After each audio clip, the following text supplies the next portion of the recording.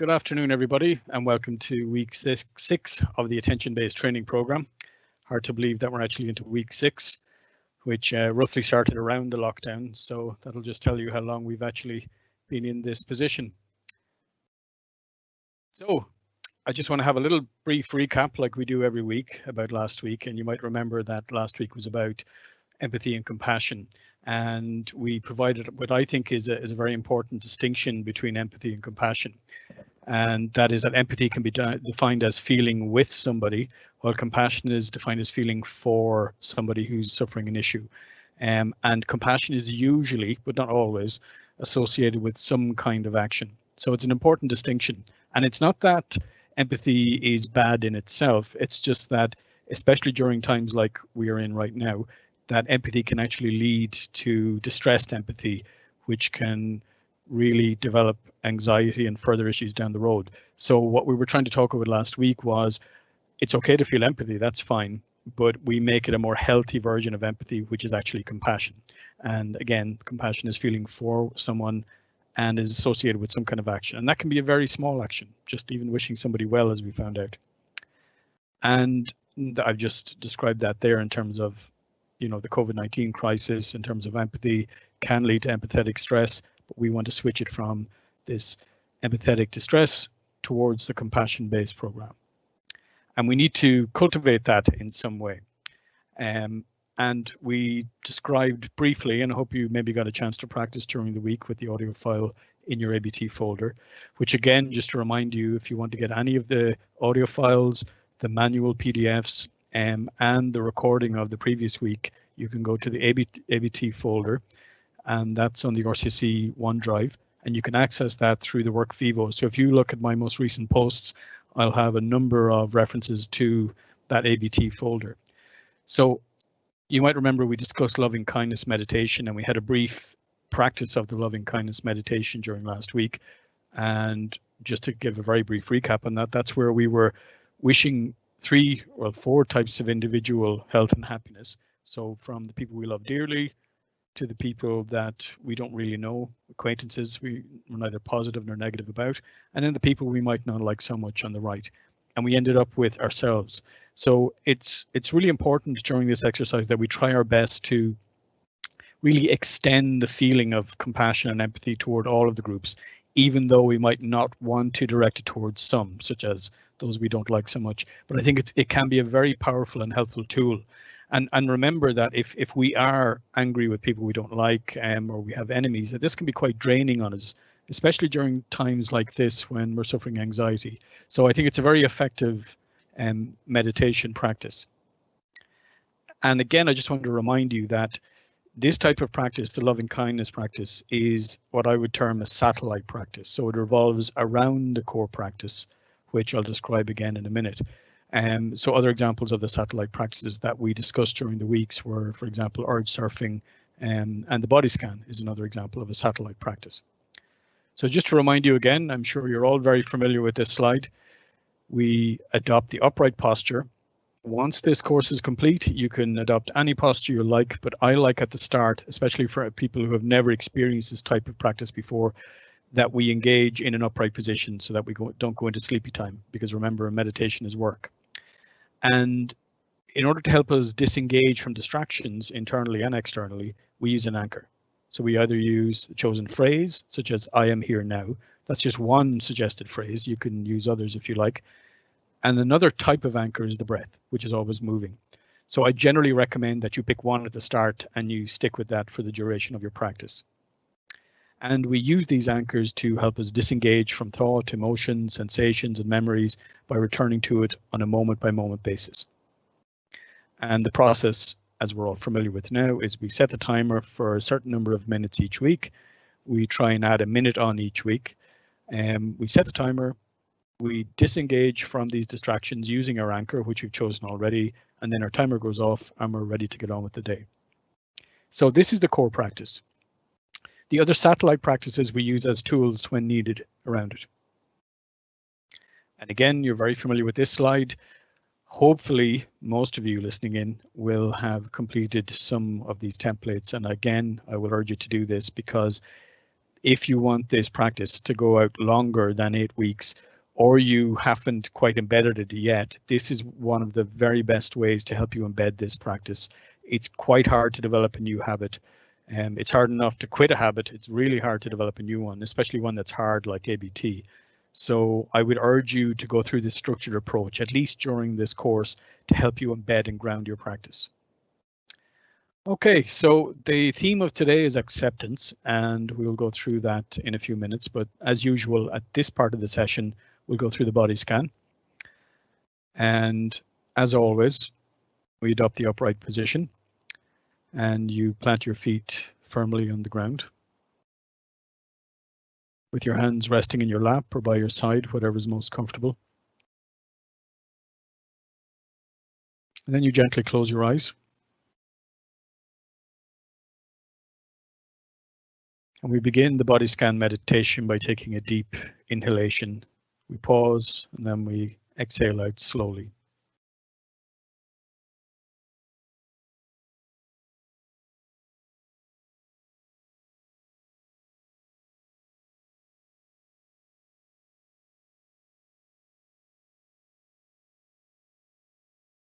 So we begin the body scan meditation by bringing our attention to the toes of the left foot, including the big toe.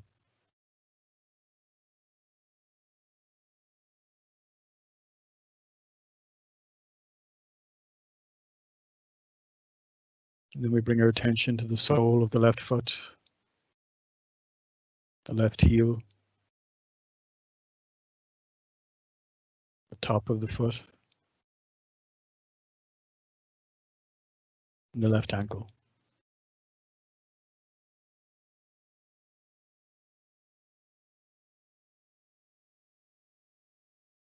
From the left ankle, then we move up into the left calf muscle. Remember, when we reach large muscle groups, we try to consciously relax these muscles. Try and get a sense of how tense they might be. Sometimes they're tense and we don't realize that they are.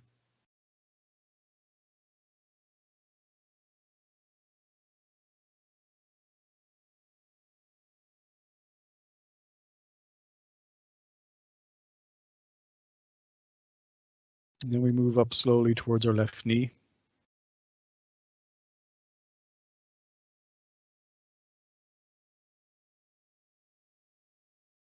And from there, we move up through the left thigh muscle. Very slowly, back and front, either side. Relaxing the muscle.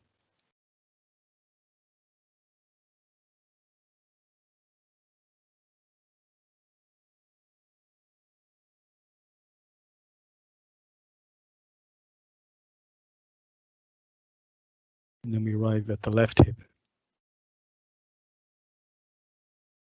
From the left hip, then we move across the pelvis, down into the toes of your right foot, including the big toe.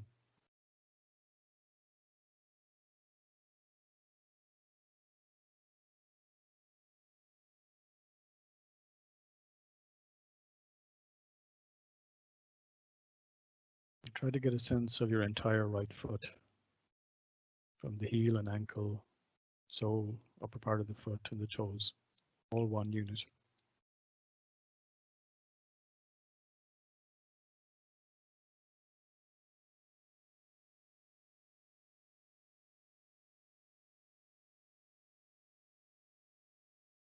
From the right foot, then we move up into the right calf muscle.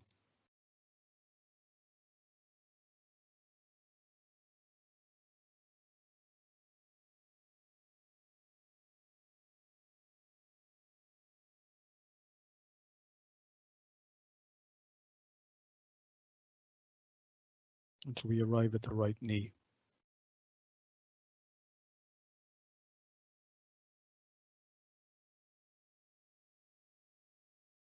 From the right knee, then we move into the right thigh muscle, back and front, left and right, moving slowly up until we reach the right hip.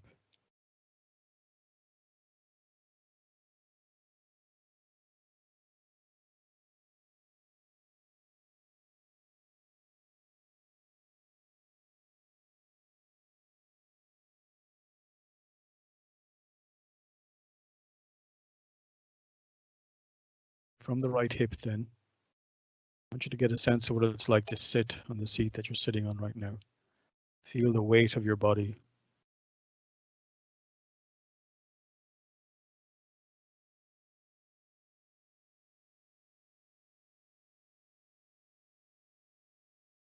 From your pelvis then, we move around to the base of the back. And remember that from the base of the back, we're going to move very slowly up either side of the spinal column.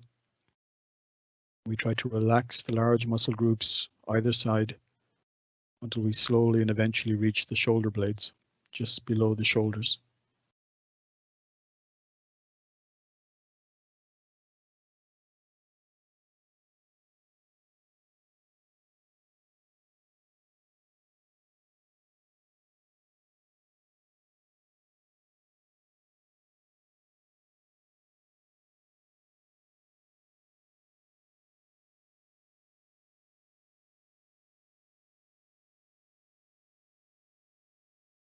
And then from the shoulder blades, we move toward the left shoulder muscle. And this muscle often gets quite tense. So we're going to really try and consciously relax. Allow it to hang loose.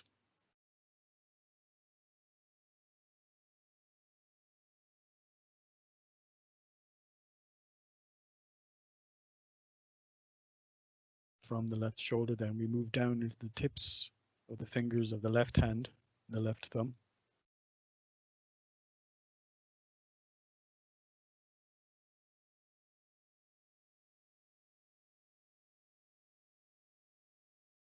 Move into the palm of the left hand and the back of the hand, the left wrist. Try and get a sense of whether your left hand is hot or cold. What does it feel like at this moment?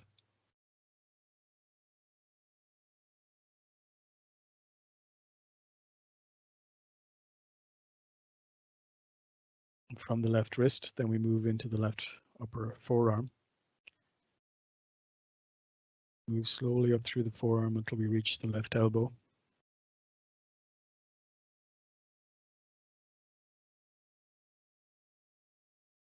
And then we consciously relax the muscles of the upper left arm.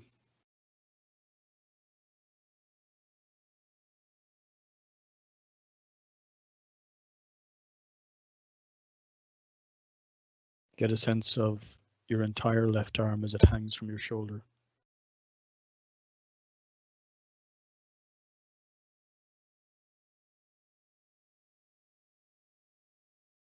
From the left shoulder, we move slowly across to the right shoulder. Again, we consciously relax these large muscle groups here. Let it hang.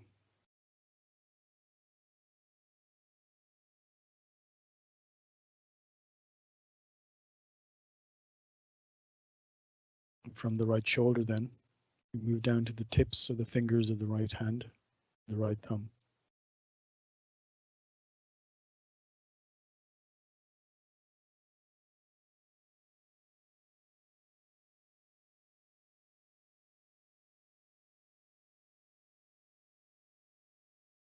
And then we move to the back of the right hand, palm, the right wrist.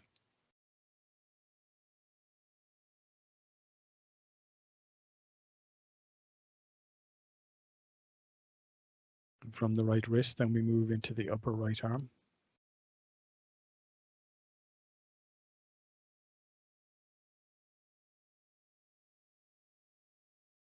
Until we reach the right elbow.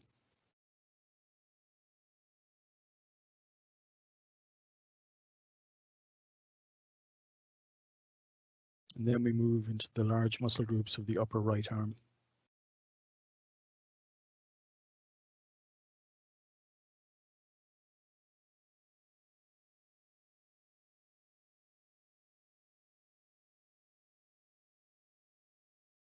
Now get a sense of your whole right arm as it hangs from your shoulder.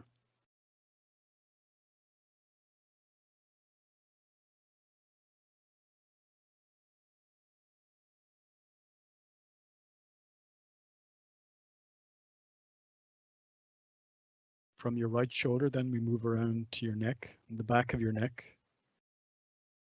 and the base of your skull. Feel the weight of your skull on your neck.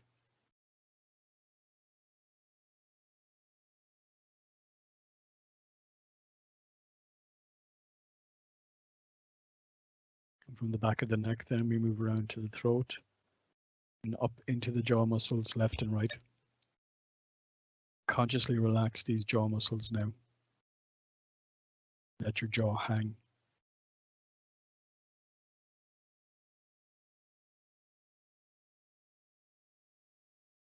From here, then, we move up either side of your face, left and right, past your cheekbones, your temples,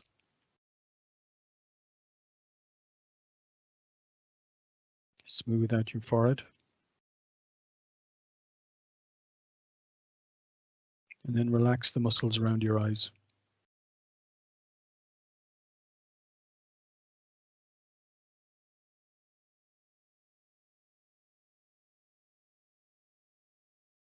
So from your eyes, then, we move around to the back of your head.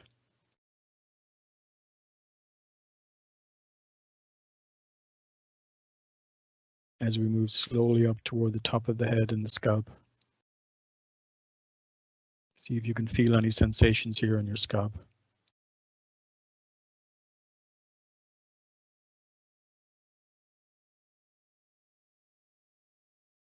You now get a sense of your entire head as it sits on your neck.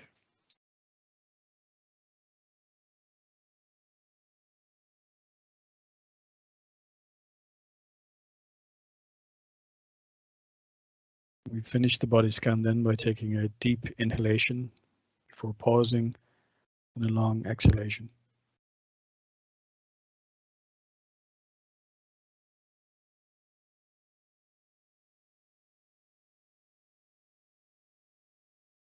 And then you're ready to open your eyes and come back into reality. So a brief recap even on today. As I said, we're going to focus on the whole topic of acceptance today. You remember last time we discussed compassion. And I'm going to give you an analogy of acceptance that I like to use, which is called the finger trap, or sometimes also called the Chinese finger trap. And then we're going to discuss a little bit about surrender and how that's linked to acceptance. And then we'll very briefly touch on healing versus curing and what I might mean by that. And we go through a small poem which I think describes acceptance fairly well in a human context. And then, as ever, we'll describe how we might be able to use attention-based training practices, such as the core practice, to help us integrate acceptance into our daily lives. So let's begin with the finger trap. So really, it's a child's puzzle, and I like to use it as an analogy for acceptance. And acceptance itself is a bit of a paradox, and you'll see what I mean in a minute. So in terms of, maybe some of you have come across this finger trap idea before. As I said, it's an analogy of acceptance. And if you've ever used one of these finger traps, you can buy them for €1 on Amazon, for example. You'll find that, and you stick your fingers into either end. So it's usually made out of bamboo strips that are woven together. And normally when people stick their fingers in, they'll realize that their fingers are stuck, hence the trap. And usually what we do as humans is we try to pull out of the trap. And the paradox of the finger trap is that the more you try and pull, the tighter it gets around your fingers, and you're well and truly trapped into this little puzzle. So this is a good analogy of how we tend to normally react against adversity and against stressful events. We tend to want to run away and fight it, or generally just run away in general. So the solution to the finger trap, if you ever do buy one, is to actually move toward the issue. So that's the analogy. In reality, and you're trying to escape the actual finger trap, you're going to move your fingers inward toward each other. And when you do that, it becomes slack and you can slowly move your fingers out and you're free of the trap in general. So for me, this is a very good analogy of acceptance. And I think it describes what we tend to do as humans in the face of anxiety and fear and things like that. So I've just written here in this little box that for pain and anxiety and fear, that generally the healthier approach to it is to try not to escape and free yourself, but to actually paradoxically and counterintuitively actually move toward the suffering and to try and accept it. And that's obviously a very hard thing to do, but this acceptance or surrender is a paradox, and it will ultimately free us. So that's why in the finger trap, you need to move toward rather than away in order to free yourself. So I think it's quite a good analogy of what we tend to do in the face of pain, anxiety, and fear. So I've used the word surrender there, and for many people, surrender is a negative word, and it evokes a lot of negative things. And I just want to be quite clear in how I want to use surrender and how I have used surrender, that I don't want you to misconstrue the fact that you think what I mean by surrender is that you should give up and become a victim of whatever your circumstances are. So whether that's chronic pain or suffering, or whether that's in a negative relationship with another human being, or whether, for example, you're in a global pandemic. It's not that you should just give up and allow things to steamroll over you. It's a different type of concept that hopefully will be clear in your mind once we finish this session. And it goes without saying that no matter what circumstance or negative circumstance you're in, that you use all practical and logical avenues to try and get out of this or alleviate your suffering or pain. That goes without saying. So again, it's not about becoming a victim. You first try and engage in all the potential solutions that exist out there. However, there are many examples in human reality, and certainly in my life, and I'm sure in yours as well, and none more so than right now, which we'll come to in a minute, where you realize that actually you can't move forward or backward, you're stuck, and you've no control over the things around you, and then you suddenly realize that you've got a choice. So you can resist this thing that is out of your control, and if you resist this thing, you'll actually add to your pain. So this goes back in some small way to the twin arrows of suffering that we discussed a few weeks ago, that this secondary arrow or secondary pain adds to the original suffering. And when we resist rather than accept something that's beyond our control, we tend to add to our own personal suffering. So if we want to, or if we can accept for the moment that the things or circumstances or whatever it is beyond your control, and that really the ultimate choice is to control the controllables and accept the things you can't control, well, then that's a more healthy response to a situation that is out of hand or way beyond your control. And obviously, the reality is that this has never been more apt than right now. The majority of us are locked down in the majority of countries around the world, and the rest of the world who aren't locked down in the front line, thankfully, are helping either deliver crucial items to us, or they're trying to fight the disease and those who are infected. So this is a very serious moment in time for everybody all across the globe. Things are out of our control. So right now in Ireland, governments are making decisions for us when we go back to work, when our children go back to school, how far we can wander for our homes. We live in a 2-kilometer bubble by and large, and how we behave with others, for example, how others behave with us. They do strange things to human behavior. And the whole scenario really is out of our control. So really the bottom line here is in terms of acceptance, and we'll expand it a little bit more in subsequent slides. What we're talking about here is identifying in your life right now what is within your control and what's without your control. So when the Taoiseach Guido Varadkar eventually lifts or partially lifts some of the lockdown, that's not up to us, that's up to the government. And we don't know when exactly that's going to be, and that can create anxiety in all of us, and it is creating anxiety in all of us. However, it's beyond our control. So what I would like you to do today or this evening is to spend 5 minutes with a notebook and just write this table down, left column controllable, right column uncontrollables, and just write down what is within your control and write down the aspects that are beyond your control.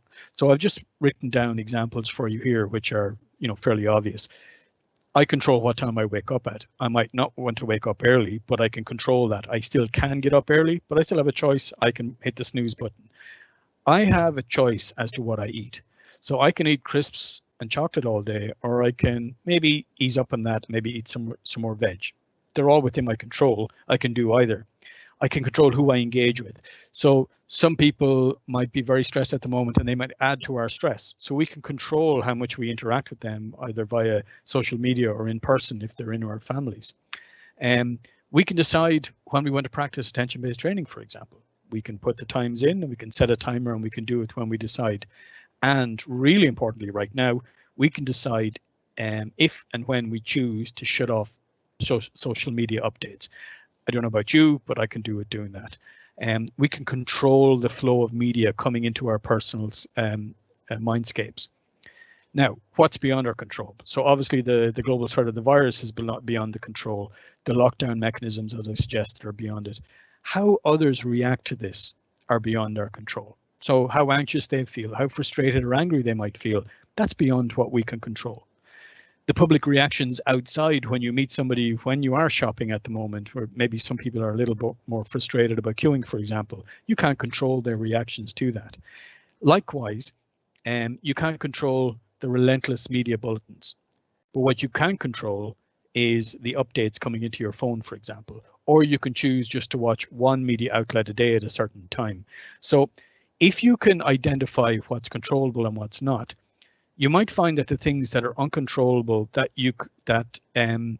might be shorter than the things you can control, for example. There might be a longer list in the controllables, and that for a start might make you feel better.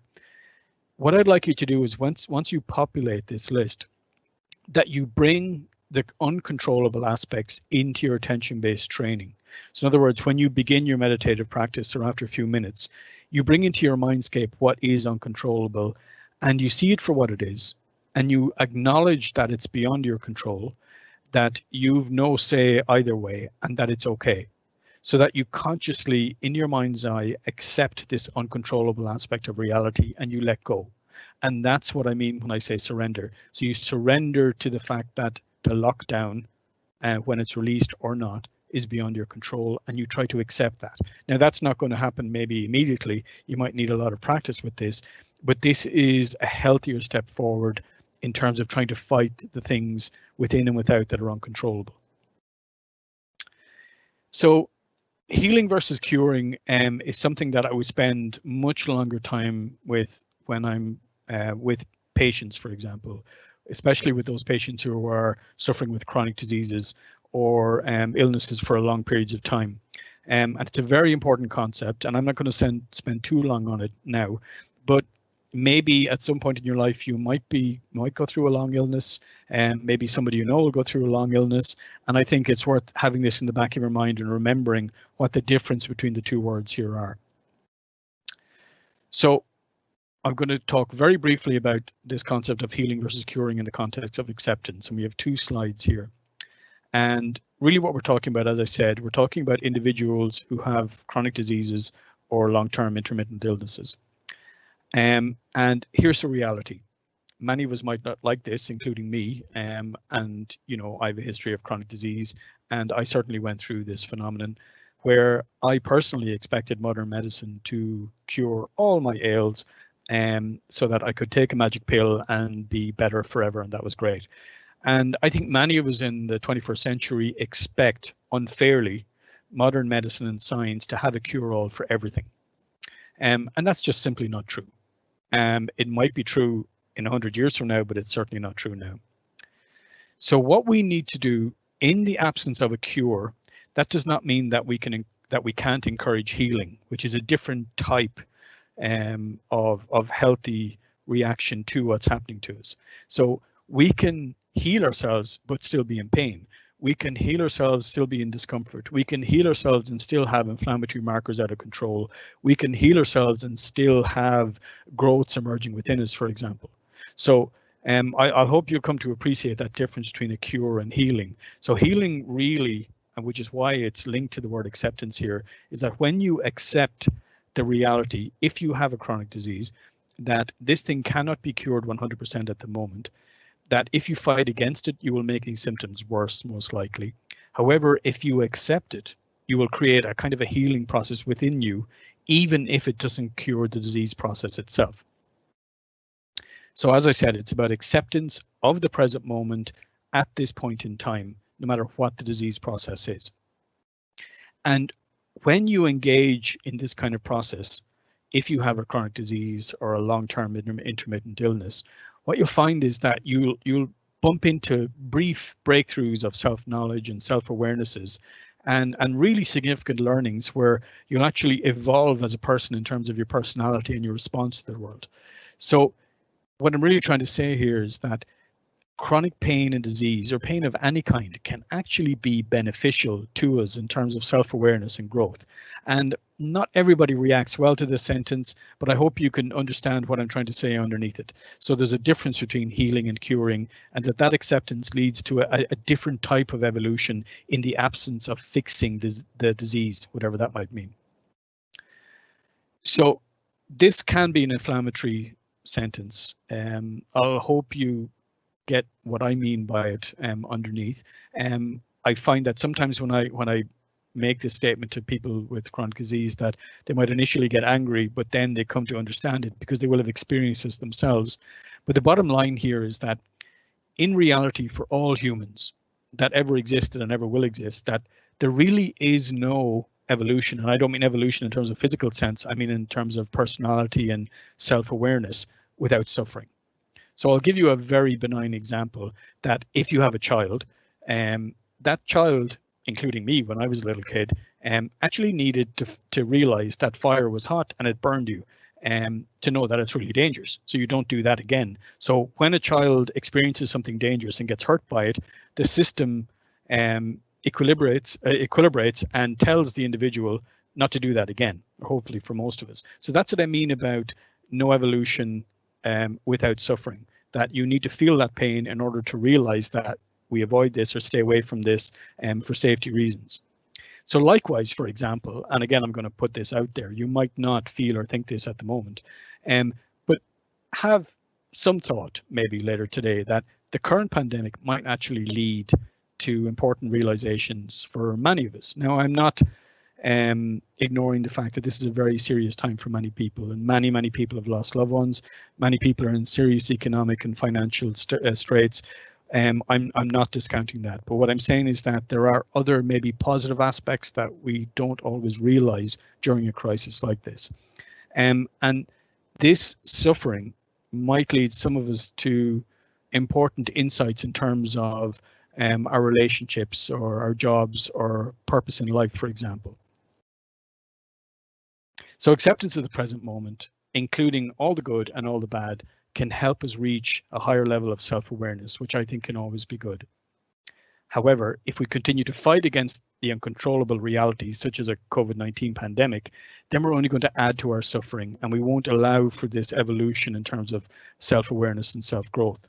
And this is particularly the case now during this global pandemic. So one of the last things I want to say today in terms of these slides is I want to discuss something that I think happens in all of us, including me. And this phenomenon of avoidance in the face of anxiety, in the face of suffering, in the face of pain, and in the face of fear. So really what I want to talk about very briefly is acceptance versus avoidance. So a little note on this. As I said, it's very natural for us all to avoid pain, suffering, and fear. That's what we instinctively want to do. You'll remember the analogy of the finger trap. If we move away from it, we become further trapped. If we move toward it, we free ourselves. So it's natural to want to avoid things. That's what we do with humans. So for example, the child wants to avoid the fire because he got burnt. And we move in the opposite direction, again, which is natural. And sometimes when we move in this opposite direction, in this avoidance behavior, we seek out distraction. And distraction isn't always bad, but for many of us, we can fall down the rabbit hole, just like Alice did, when we want extreme distraction. And extreme distraction can take the form of excessive compulsive eating.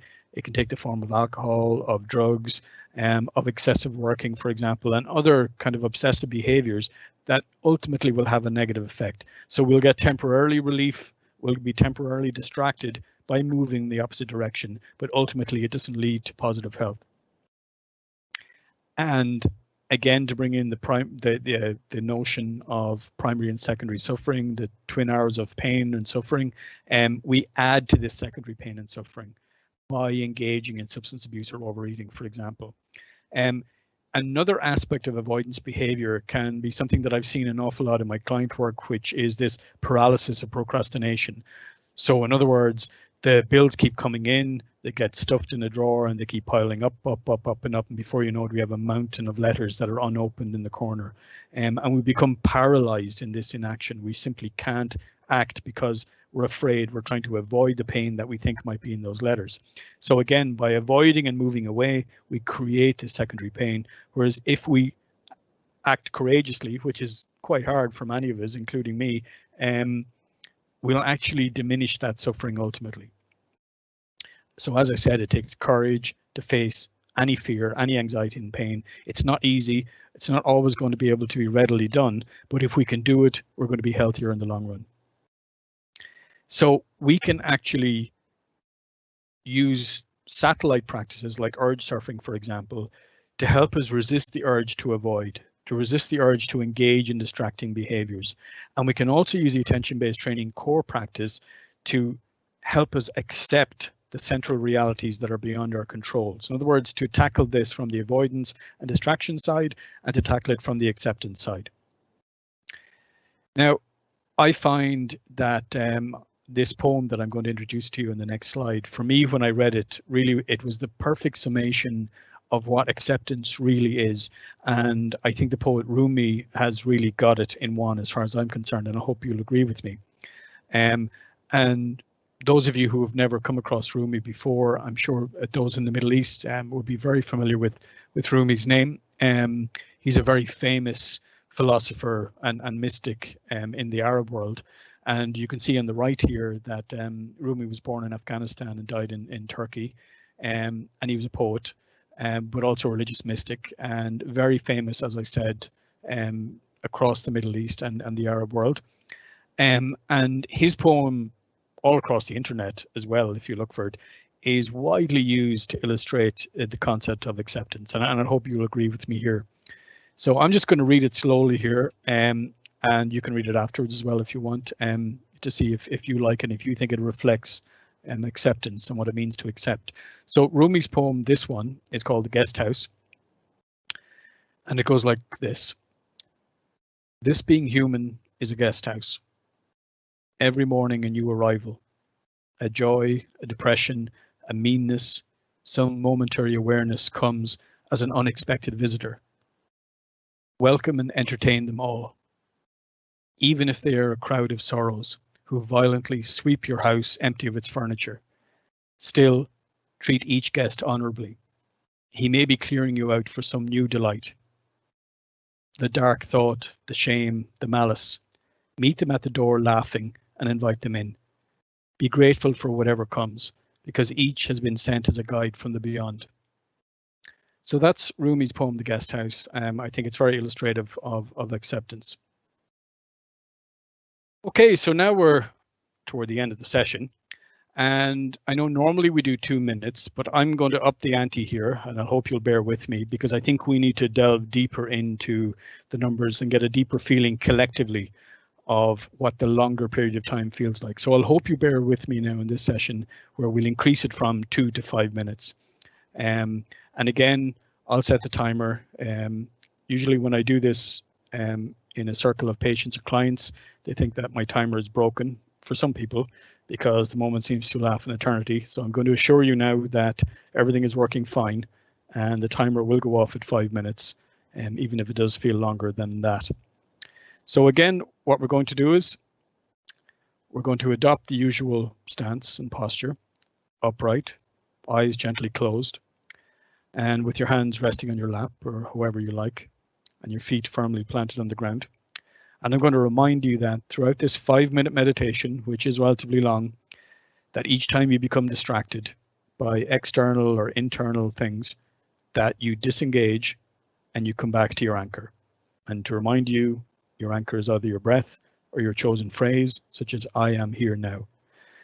And it doesn't matter how often you're distracted during this 5-minute period, we simply return to the anchor and disengage on a moment-by-moment basis. Remember to breathe normally, and we'll talk again at the end of 5 minutes.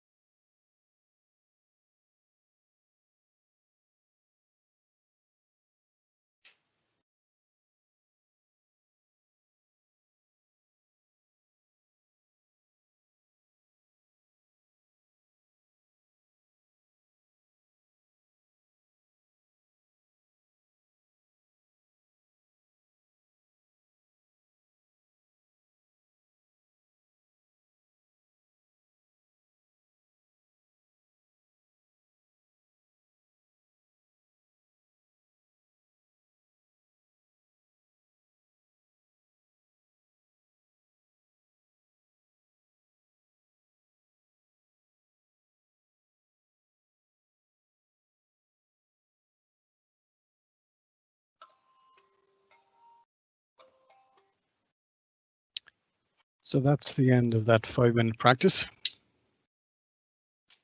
A little longer than 2 minutes, I'm sure you'll agree.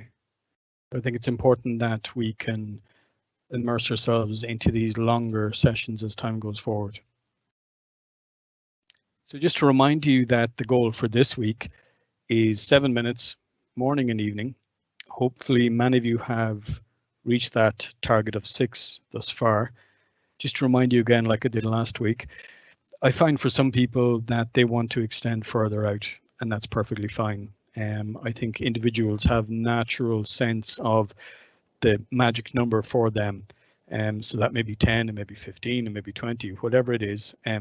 Feel free to reach out further than that if you need to or if you want to. You don't have to reach out further every time you do it, but feel free to do so.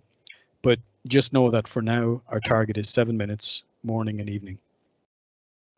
And in terms of the week, again, if you're having difficulty practicing, especially during last week, it's good to take a time out, pen, piece of paper, and write down what are the barriers to preventing you from practicing. And that can be a helpful way to kind of jolt free those barriers and see if you can get some way around it to help your practice. In terms of today, what I'd like you to do is make a note of the controllable and uncontrollable aspects of your life right now, and then meditate and use the core ABT practice to help you accept these uncontrollable aspects of your life. The controllable aspects, well, maybe you've been letting some of them go. If you have, maybe address them. But in terms of the uncontrollable, the name of the game here is acceptance. See how you can incorporate this then into your daily life as we move forward during the week. Remember, as ever, no such thing as a good or bad practice, and you can't stop your biological processing. You can't stop your thoughts, your memories, your emotions or sensations in your body. We simply accept them, we disengage, and you return to your anchor, the breath or the chosen phrase. So that's the end of the session today. Thanks again for joining as ever. And if you do have questions, feel free to ask me. If you don't, we'll see you next week.